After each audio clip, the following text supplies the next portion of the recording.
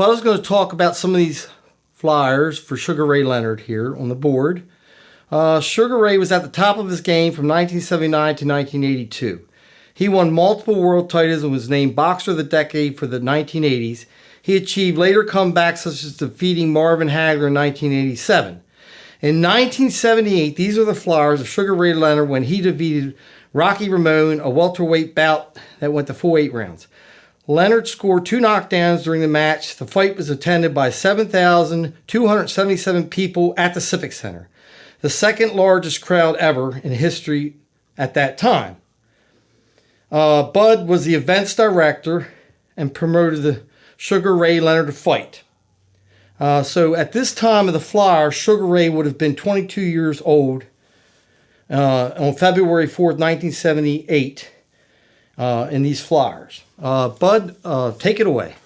Well, I didn't book Sugar Ray, but I promoted Sugar Ray. Okay. I was working for the Baltimore Civic Center.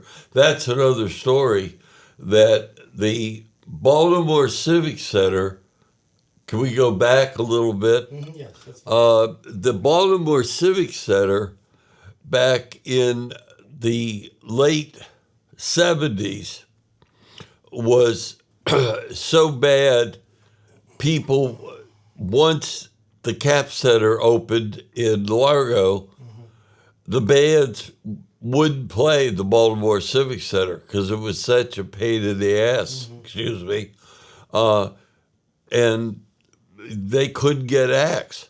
So finally, the Civic Center was by Baltimore. It was owned by Baltimore and was promoted by a board that several members that I knew were on that board. And I worked, as you might have mentioned earlier, I worked with concerts at the Baltimore Civic Center. And I remember one in particular when I was out with Uriah Heep in 1973.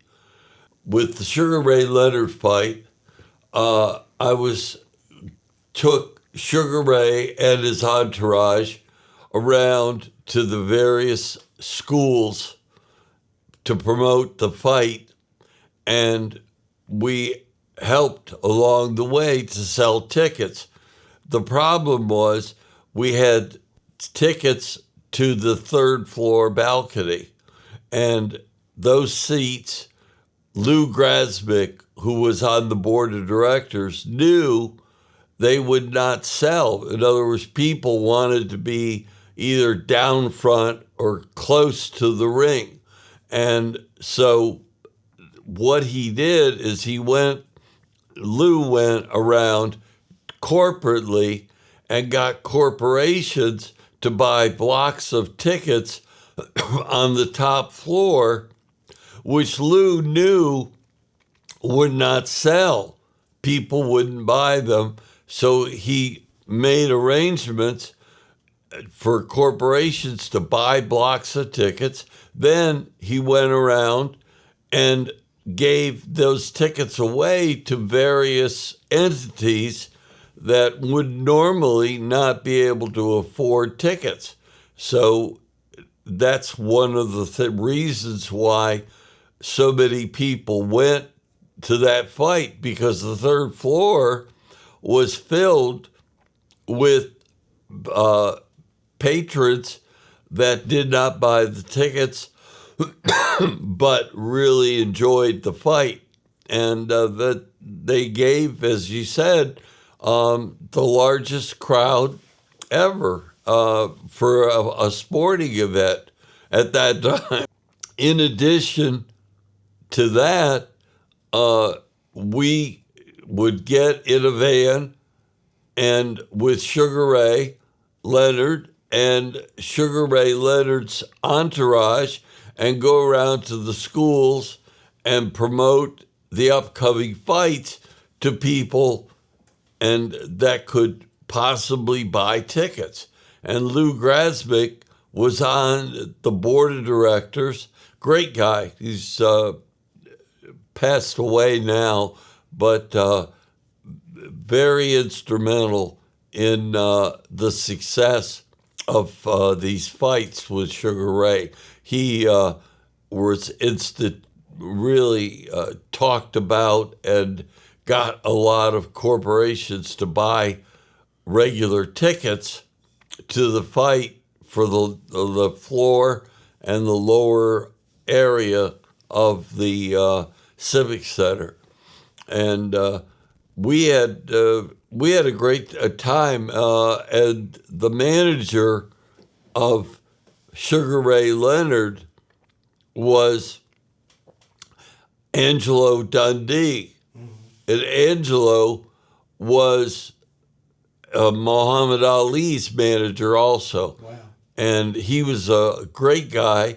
And my wife, Debbie, always told the story about going to the Baltimore Civic Center and following Angelo Dundee into the building, and Angelo held the door for Debbie. Wow. So it was, and he was always a great guy.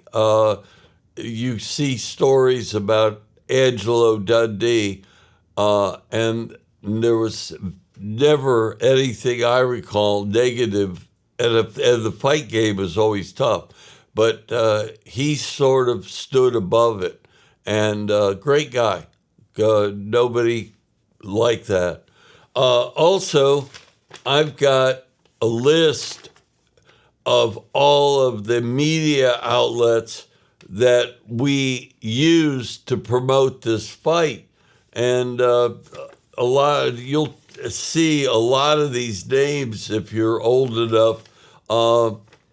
You'll recall, especially I'm looking here now at Vince Bagley. He was a legend in Baltimore sports and one of the top people that wrote columns and had basic information of what was upcoming, including the Baltimore Orioles, the Ravens, and the fights that ensued for consumption in the Baltimore arena. What was Sugar Ray like? You hung with him. You had to promote him. Obviously. Right. What kind of guy was Sugar Ray Leonard? Okay, Ray. Sugar Ray Leonard, because I was the inner circle with these cars going around to the various entities to promote the fight. Mm-hmm. I got to spend a good deal of time with Sugar Ray Leonard, and he was a great guy. It was if I remember right, and you can see, it seemed to me he had his girlfriend in a picture of her in the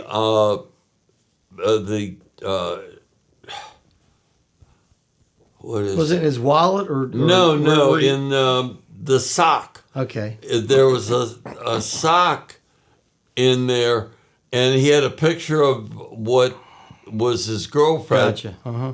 In there. Mm-hmm. And like I said, he had his entourage, and Angelo would come out when we would go to these various schools and stuff to promote the fight, and they were selling tickets.